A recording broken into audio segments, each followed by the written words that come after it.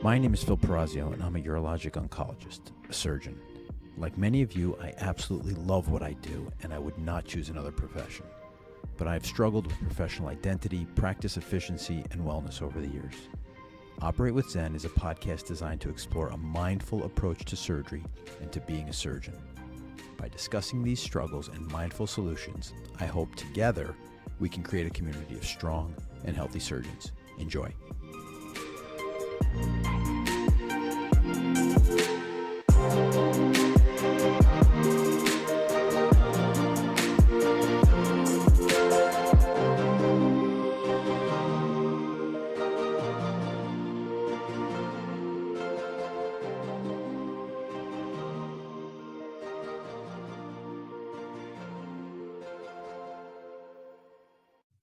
All right, welcome to Operate with Zen. I have two very special guests with me today. I have Kara Penfield and Rob Kramer, and I'm going to ask them to introduce themselves. So Kara, why don't you go first? Hi, Phil, thanks for having us. My name is Kara Penfield. I'm an executive coach and a leadership development specialist. I actually spent my professional childhood working for the Walt Disney Company, and so started to get my sense of how to lead from I'd say the best, or at least the mouse, and then went back to grad school. I'm a psychologist by education, spent a lot of time working in K-12 education and higher education as a psychologist and assessment specialist, and also leading large teams. As an executive coach, I have found my favorite place to coach is academic medicine and higher ed, working with the complexities of the environments that you navigate all the time. Thanks. Rob? I'm Rob Kramer. I started mindfulness practice in 1991 and set me on a course of the work I continue to do today. Started my professional career in healthcare, doing professional development work, and then in higher education at a couple different universities, before pivoting and becoming a full-time executive coach with my own practice. Well, I've been doing executive coaching since 2001, started a full-time practice in 2010. And mindfulness has always been a deep part of the work that I do there. And much like Kara, primarily coach in AMCs and higher education. Well, wonderful. So I got to meet Rob and Kara through the Spiro Coaching model, which was the Academy of Academic Medical Center Coaching. I always make sure I get that right. Mm-hmm. And as many of you know, I became interested in kind of coaching and developing not only myself, but my junior faculty and colleagues over the last year or so. And I really found this program to be exceptional and aligned with my interests in mindfulness. So Rob and Kara were two of my teachers and mentors, and I learned a lot from them and continue to learn a lot from them as we continue to do some continuing education through their program. So thank you both for being here today and talking with our audience. So we'll get right into it. Why do we need coaching in academic medicine? And Rob, why don't you lead us off here? It's a great question, Phil. Having come up through healthcare and higher ed, I saw the gap of, at any stage of career, but certainly new leaders and rising leaders being thrust into these roles in AMCs and in healthcare without a whole lot of support. The joke that I make is, they're certified smart, they're MDs, they're PhDs, they're MBAs. So they can take on these roles. It's no problem. They can just do it. They'll figure it out, or they've got enough smarts, or they've demonstrated enough savvy doing great clinical work or great research work or whatever it's been, great teaching, but really not having the tools. And then the pressures in academic medicine of people having to show that they know what they're doing, that there's a constant tension, I think, in that culture that is, you have to demonstrate your chops and you have to show that you're smart and you have to show you know what you're doing. And it's actually, in some ways, this is my words, no one has said this, but a sign of weakness if you can't demonstrate you can, run with the guns and do it. And I had seen coaching emerging. I first learned about coaching in the late 90s, and I was a center director and thought it was kind of this whatever flavor of the month, but found incredible impact from it. So that's when I really got curious and interested into it more and saw the impact that coaching has on developing people on helping people have a safe space to talk confidentially about stuff they might not share anywhere else, and take a step back and breathe and put all their junk on the table and say, here's what I'm grappling with. Here's what I want to do better. Here's where I have no idea what I'm doing. You know, a thing I tell people a lot, Phil, when I coach a lot of like hospital CEOs and C-suite executives, chairs.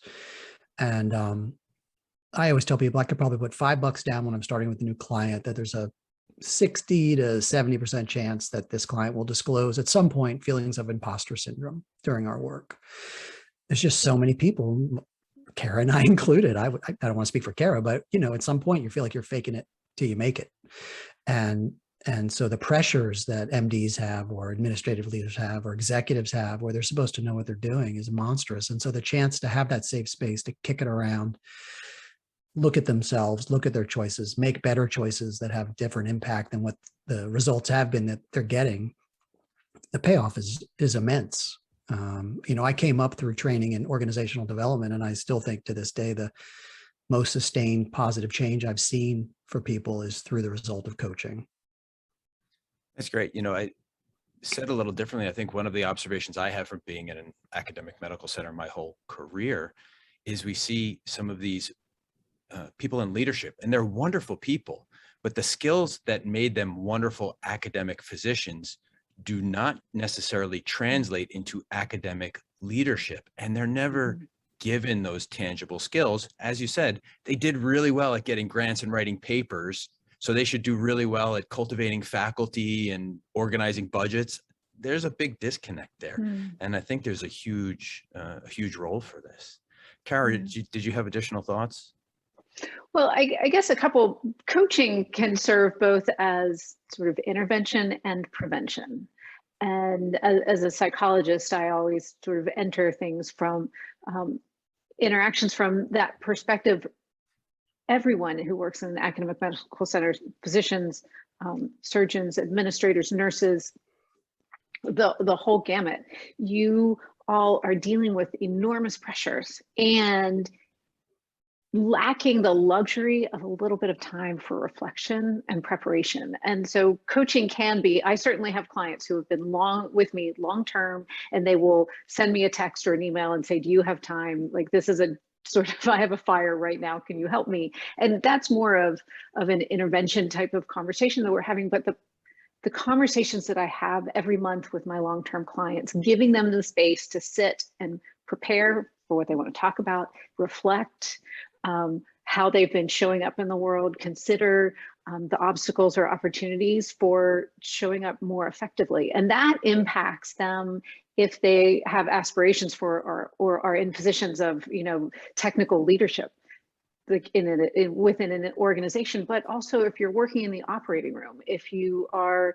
meeting with a patient one-on-one or patients' families, if you are teaching a group of students, you have residents who are relying on you to get them from where they were to where they need to be.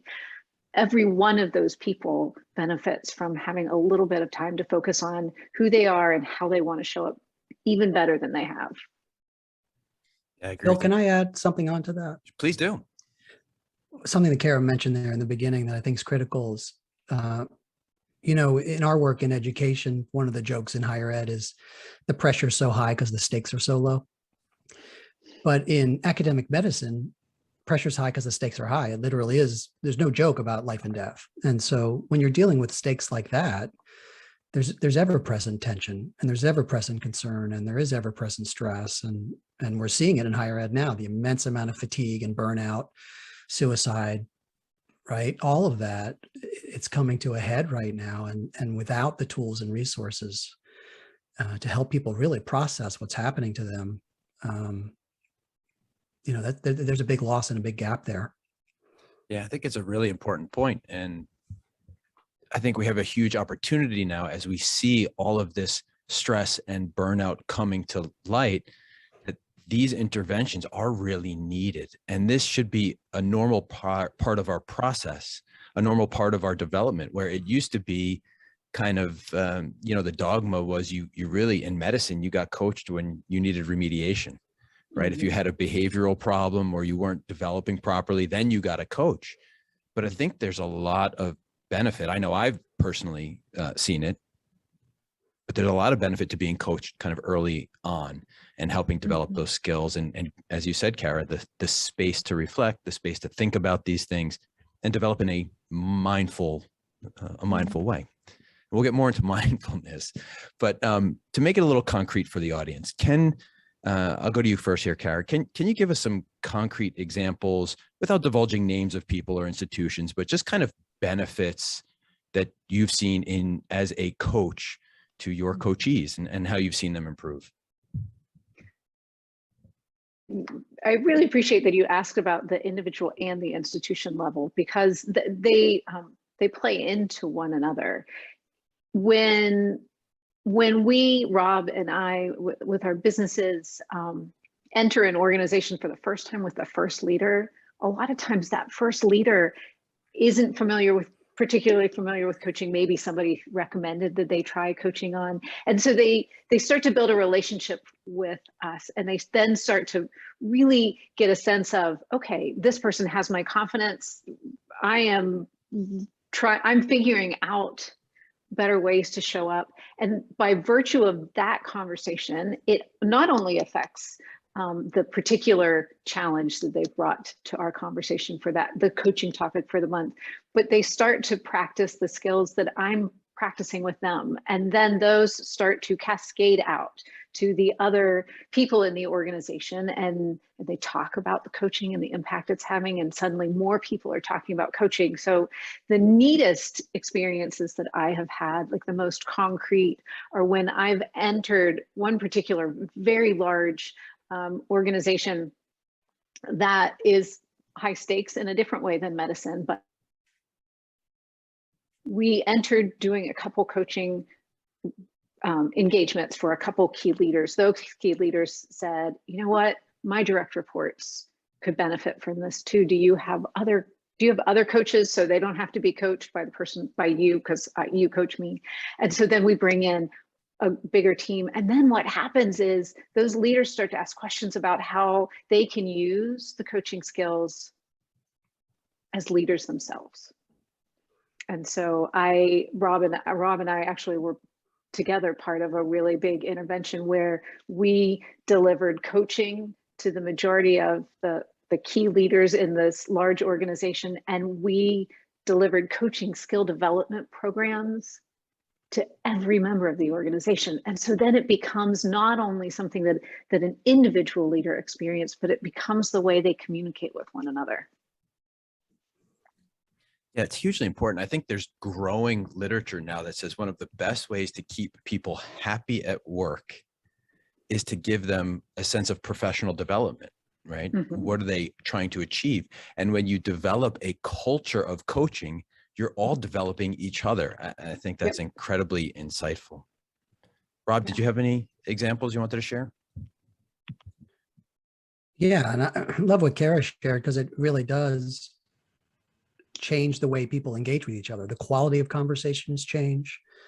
The ability to come from a place of curiosity rather than telling or blaming starts to show up.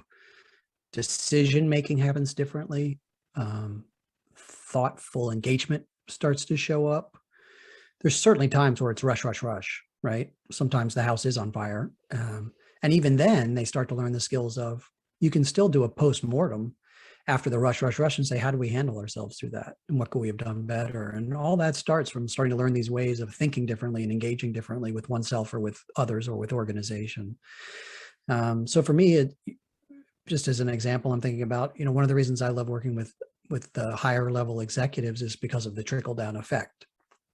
When you see the impact, for example, a dean has through coaching and the work they've done on themselves, it absolutely affects the way they guide their direct reports, the way they talk to their faculty, the way they engage students. You see it. It's visible. It's tangible. The feedback is visible. We'll do 360 assessments after working together for 6 to 12 months, and you'll see the results of that work. And so the impact of helping one in a place of influence starts to help tens, if not hundreds. as it trickles out and down.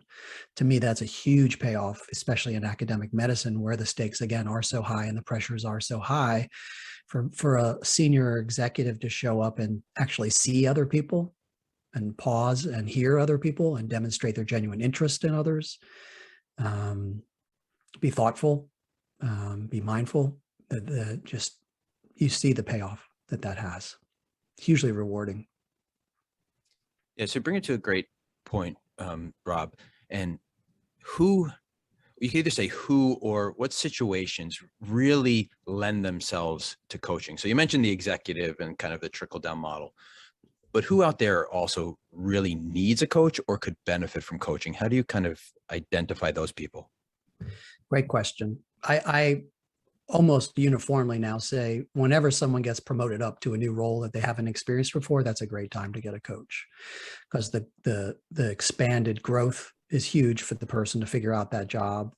You want them to do it. Hopefully, I assume if someone gets promoted, they want them to be successful. So giving them a coach, it's like a sports metaphor, you know, a lot of high-end super elite athletes still work with a coach, because take a pitcher in baseball, you know, they're still fine-tuning their game. They're still working with the psychological side of how do I stay sharp under pressure?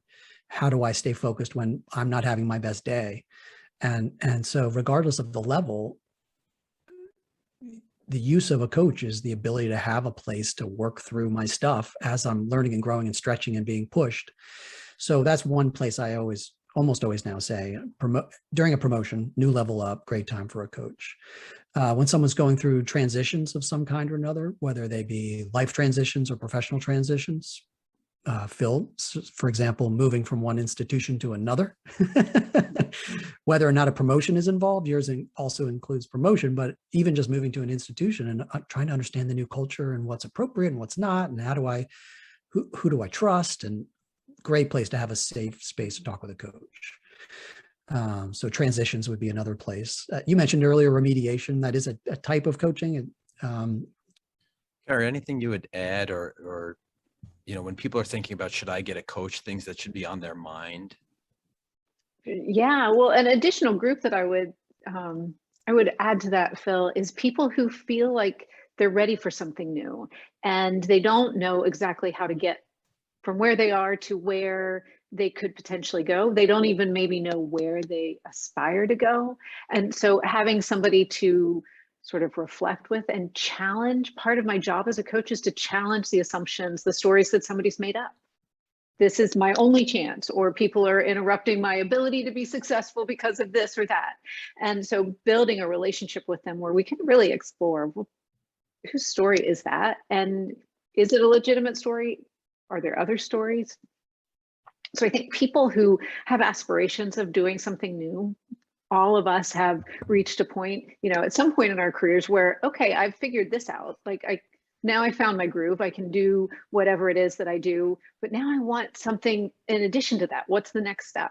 So I love coaching in that space. As far as the question you asked, Phil, about what to consider when you're looking into getting a coach, I think the first thing to consider is coaching is a form, you mentioned this earlier, of leadership development and I guess professional development, but it's isolated. It is targeted specifically to your needs. If I were coaching you, you would say, you know, these are the 1, 2, 3 things that I want to work on in this order. And so we can really focus with our conversations and the resources that we bring to those targeted areas that you've identified. So thinking about things like what might I want to talk to my coach about, and what are the qualities of a person that I would look for in a coach that could help me, that I could build a relationship with and feel comfortable being challenged by and supported by. So what type of person really helps me grow? And then thinking about how much time do I want to dedicate to this? Really important points. So I'm going to progress the question a little bit. We talked about the coachee, and I'm going to ask you guys a little bit about coaches now. And both of you are phenomenal coaches. I've had that experience and seen that experience. And Rob, I'm sure you remember this. I bet you lead multiple sessions like this, but one of the first most poignant analogies I remember you sharing in our coaching session was the Dean Smith versus Bobby Knight coaching styles. And I won't kind of belabor the story, but if you want to tell the full story, you can. But basically, both had arguably, for at least a period there, equivalently successful careers if you look at Final Fours and championships and such. And then Dean Smith's kind of retired with his former players loving him and loving who he was, and the Chapel Hill program continues to flourish and grow, where Bobby Knight's career ended in a very different way. And the question you posed is, what kind of coach do you want to be? What kind of legacy do you want as you move forward? So not all of us are meant to be coaches. Not all of us are meant to be great coaches. As you're developing coaches, what are you looking for? How do you kind of help steer that decision-making process? I'm gonna call quick time out.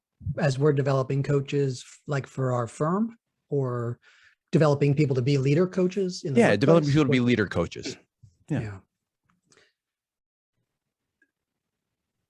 You know, I've drunk the Kool-Aid, Phil. So to me, the tools embedded within coaching are universally useful for anybody. You don't have to have a business card that has a management job title on it to say, oh, now you should learn coaching.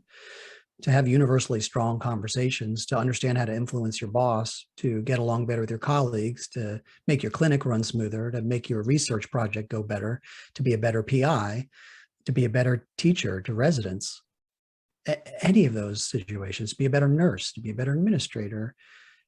Understanding and utilizing the foundational premises of coaching have positive impact in any of those situations, So again, I'm speaking having drunk the Kool-Aid for 20 years because I've seen the results, both having worked internally and using the skills as an executive coach to help others grow and develop.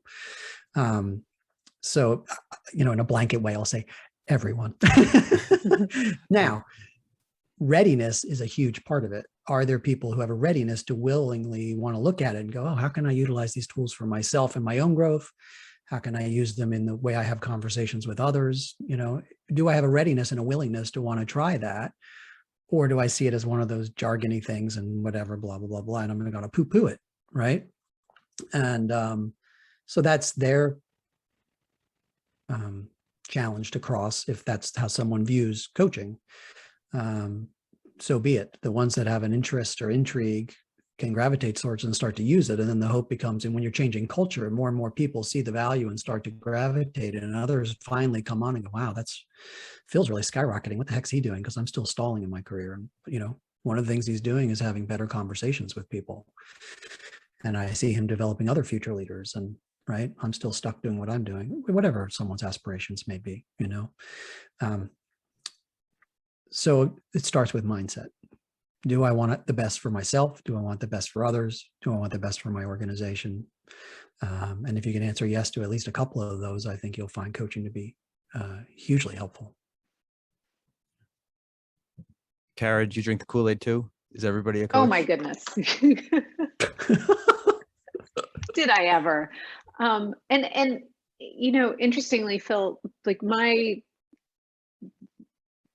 what got me here was I started when I was in grad school and I was studying to be a psychologist and I was doing my training as a therapist. I worked at a crisis and suicide center on the phones, and in Gainesville, Florida, they have this amazing, Alachua County has this amazing care team that goes out and they work with law enforcement to do death notifications and work with people who are suicidal, work with families who have lost someone to suicide. And the skills that I learned way back then are almost the same as the skills that we use in coaching. It's about establishing a relationship and asking open-ended questions and not assuming that I know what's going on for the other person, but coming from a place of curiosity. Tell me your story, tell me your truth. Helping people see the strength and opportunities that they have, and then helping people come up with a plan. And so I started drinking the Kool-Aid long before I had any idea that this is where I would end up. And I do believe that having deeper conversations, I use these skills at the grocery store. I use these skills as a parent. I use these skills with surgeons. I use these skills with CEOs of companies, and with middle managers. And so I have drunk the Kool-Aid. I believe strongly in it. And I think that one of the things that maybe you watched happen in the program you attended is that people, they're curious, so they're going to dip their toe in, and then we teach a few skills, and then we, say goodbye for a day or two, and we come back together. And in that time, you apply just those first simple skills, and people immediately notice a difference in the conversations they're having with people, with others. And as you build skills, those relationships expand, and the depth of the conversations expand, and the fluency of the skills develops. So then it becomes natural as opposed to sort of awkward and different. One thing I would add to that, Phil, that's really critical is coaching is not a kumbaya tool. Coaching, it's powerful and it's relational, and it's mission driven, and it's performance driven, and it's goal oriented, and it's outcome oriented. So it's generative and it's strategic at the same time. It's relational and it's objective. It kind of hits the many dichotomies, and yet it's such a simple tool. And you look at it from the outside and you go, oh, I can do that. That's so simple. And you start practicing, you go, wow, this is actually harder than I thought it was, as you learned in the coaching program, to get out of our own way. And yet the payoff hits lots of different areas. So I don't want the listener just to think, oh, this is just to build relationships, so your likability factor goes up and I don't care, blah, blah, blah. There's so much more going on in terms of guiding and leading and changing an organization and making things work better. Yeah, I can certainly attest to that. It is, in a wonderful way, incredibly taxing to be a coach. I mean, to be very attentive and in the moment and present with your coachee can be incredibly draining, but in a wonderful way. And you're right. It's not only because listen, you can have a conversation with anybody. It's not just having a conversation. It's directing the conversation, allowing them to direct the conversation, kind of building things out and really allowing that person to develop. And to your other point, Kara, I agree. The skills and the practice of being a coach has made me a better colleague when I'm not coaching. I hope and think it's made me a better husband and father by being more open-minded and receptive and non-judgmental. And obviously there are times in life where you need to be judgmental and have all the things, but also recognizing when you can be open-minded and when you can't be. So I think these are all really wonderful skills and teaches you how complex coaching really is. It's not just a conversation. Mm-hmm. So I want to delve a little bit into coaching, and you guys have a mindful approach to coaching which really resonated with me. And I think will resonate with a lot of people as they start to understand this concept. So Kara, do you want to walk us through a little bit of framework of mindful coaching, and what does that mean? We touched on it kind of briefly. We've talked about space and reflection and open-ended questions, but give us the framework.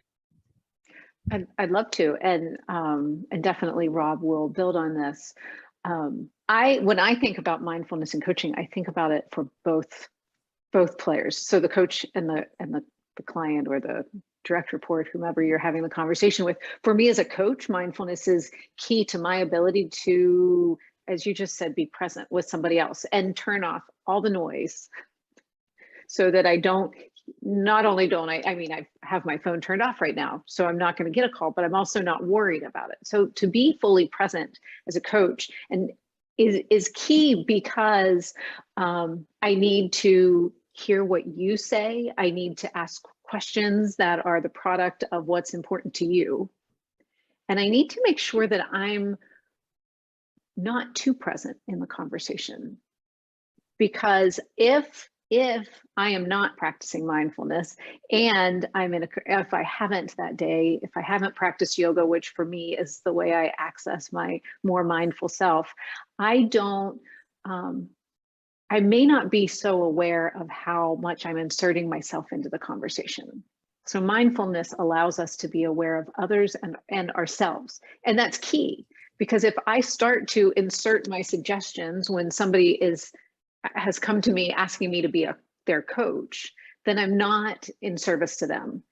If they've asked me to tell them how to solve a problem because it's time sensitive, I can do that. But when they ask me to coach, I need to be aware of how I'm showing up.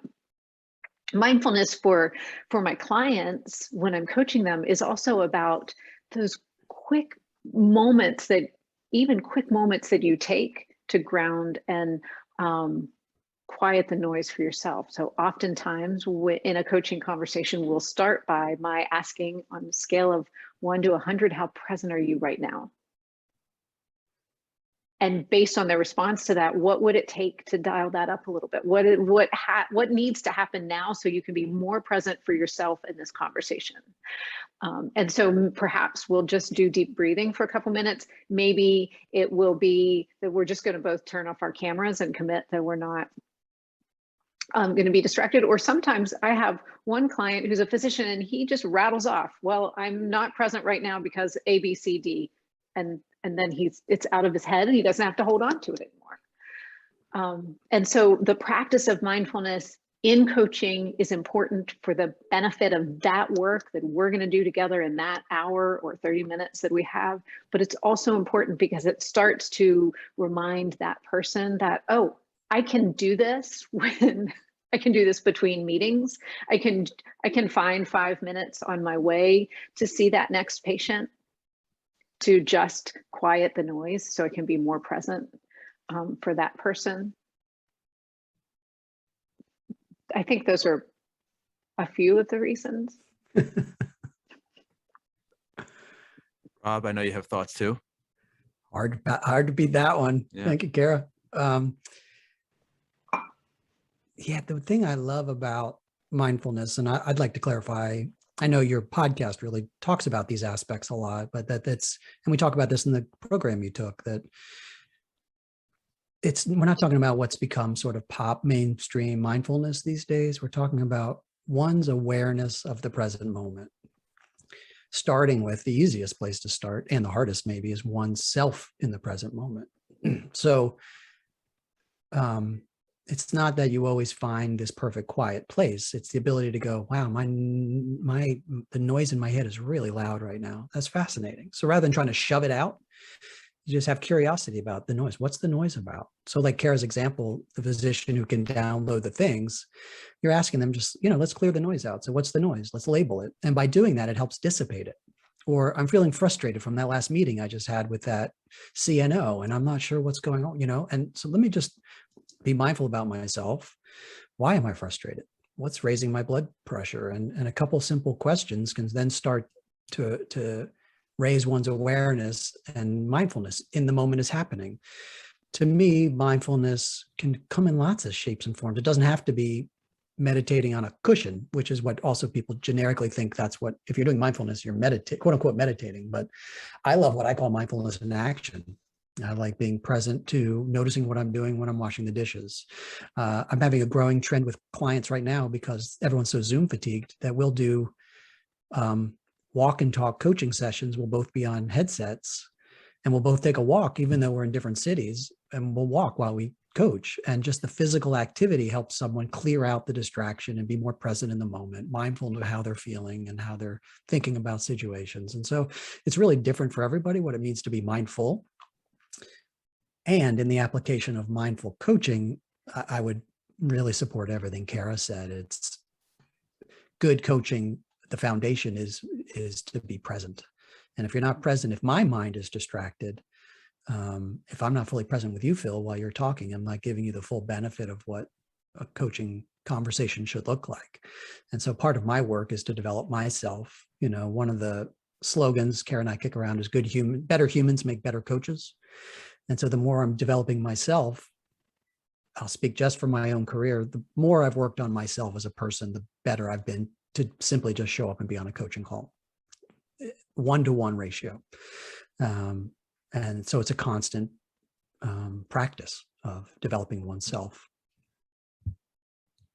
Yeah, I agree. And mindfulness really is in the eye of the beholder. And I think there's certain core themes that whether you're working on your own mindfulness practice or mindful coaching or whatever it may be, right? It's being present in the moment. And when you're coaching, it's with that person. It's a hugely important component of self-awareness, right? And I think one of the other aspects that you guys really push forward and train is the beginner's versus the expert mind. And in medicine, we are trained to be the expert. We are expected to be the expert and to have the answer, whether or not we have it.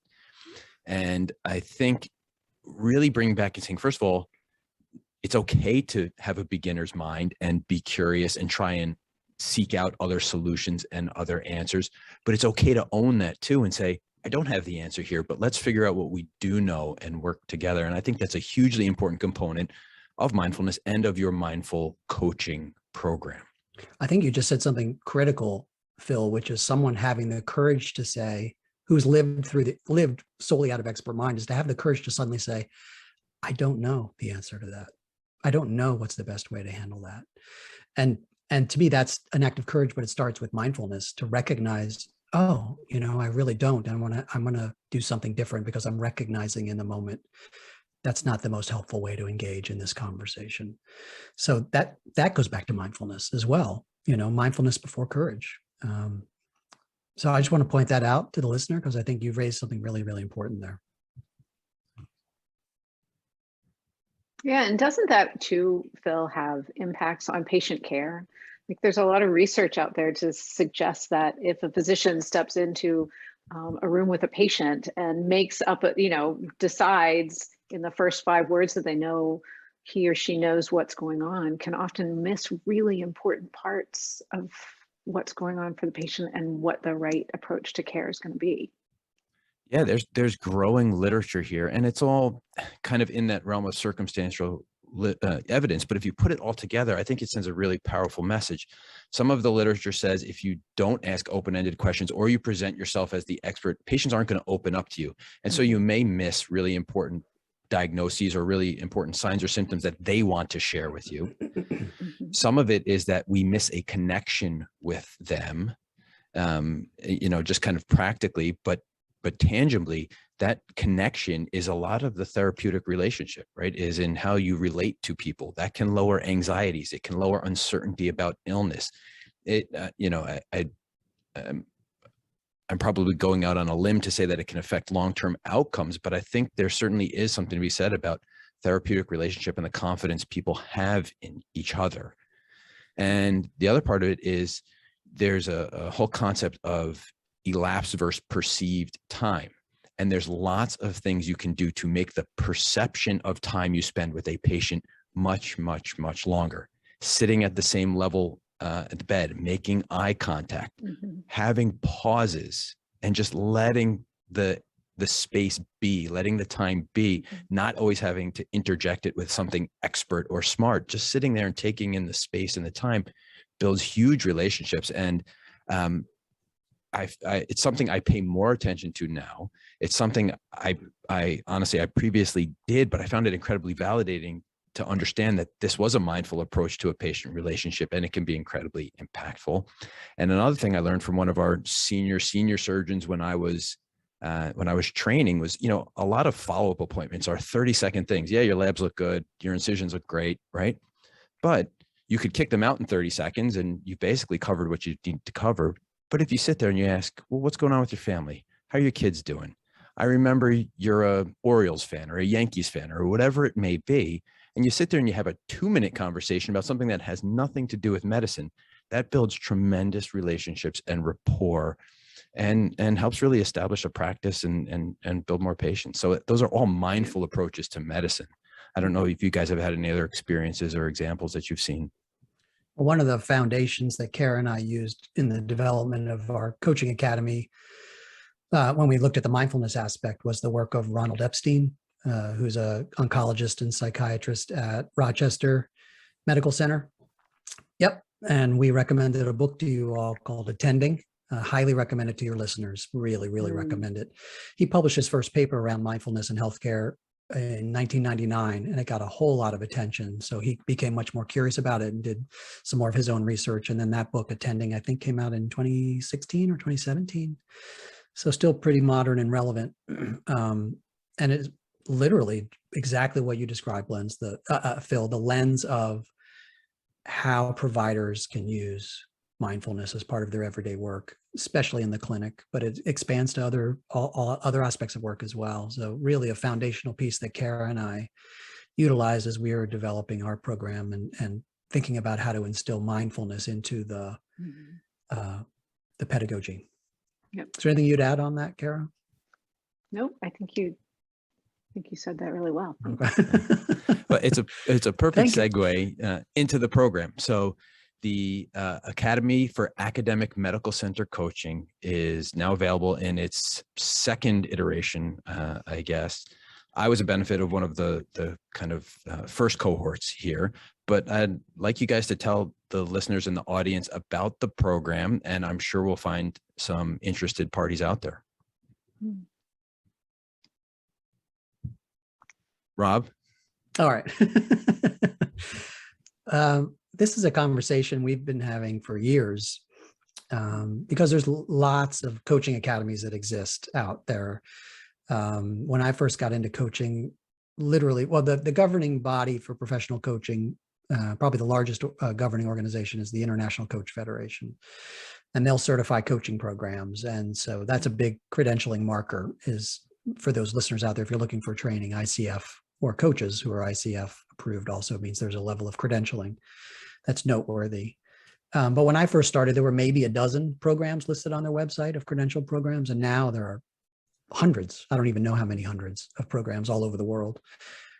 And in our work coaching in academic medical centers, we did research and could literally only find 2 other programs that were sort of about healthcare and coaching, but absolutely nothing about academic medical center and coaching. And we saw this gap and this need where that's such a hugely important sector, and it impacts so much our the growth of knowledge and understanding about healthcare, science and research, the impacts of learning that are happening in the moment, these large health centers that are around the country, hundreds of them, and the complexity of what happens inside those medical centers. So to just come, and I've seen people who come out of AMCs say, oh, I found coaching, and so I went and found this program, and then they have to translate 75% of it back to their world.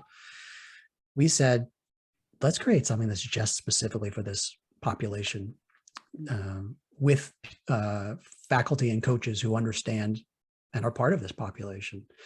And that's what we set out to do. And thus far, knock on wood, it has gotten good attention and good feedback, meeting wonderful people like you, Phil, because I think the need is growing as people see the value of coaching.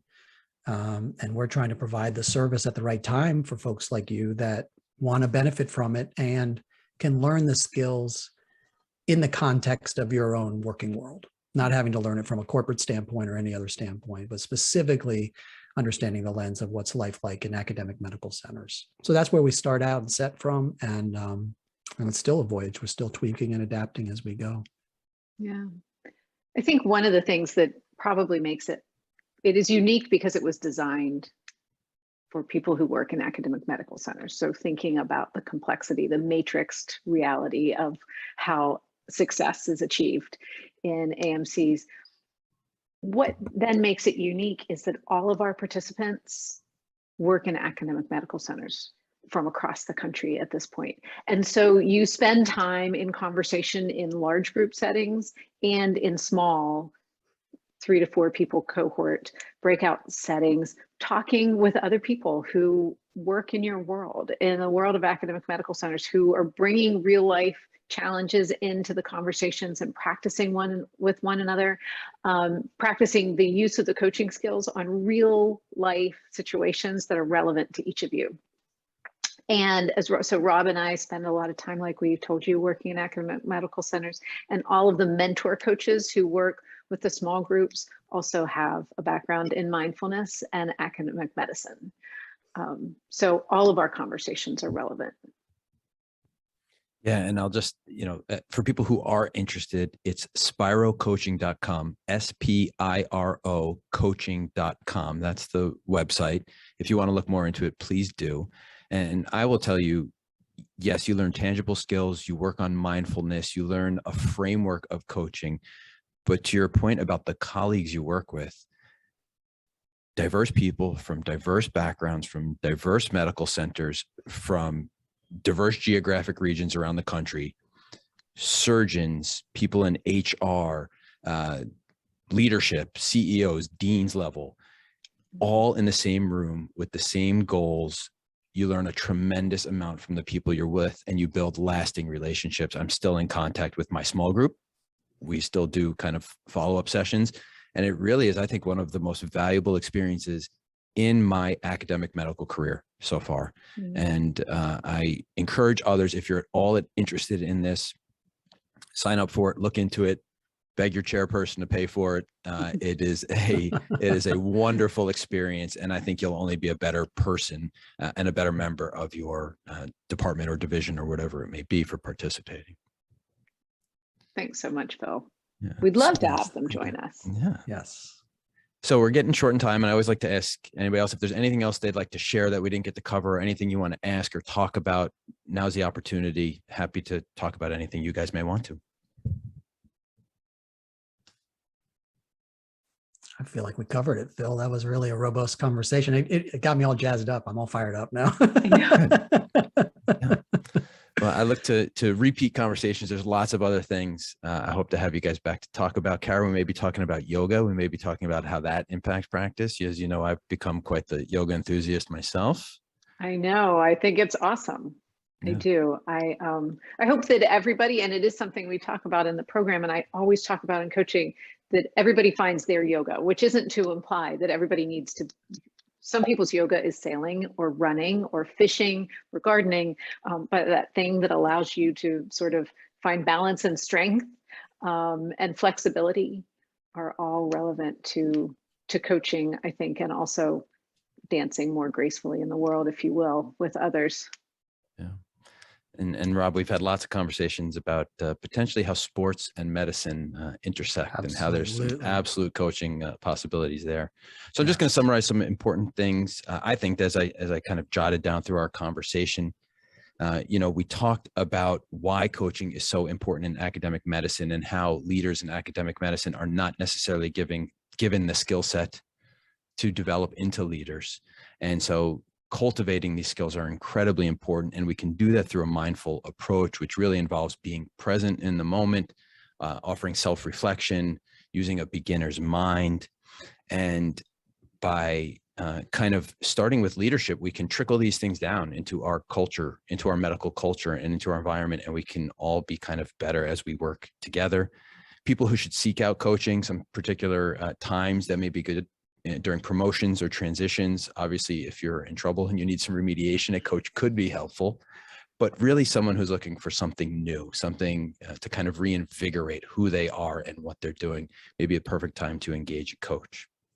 So I'd like to thank you guys again for sharing with the audience and sharing with me. I'd like to thank everybody for listening to this episode of Operate with Zen, and we'll talk to you soon.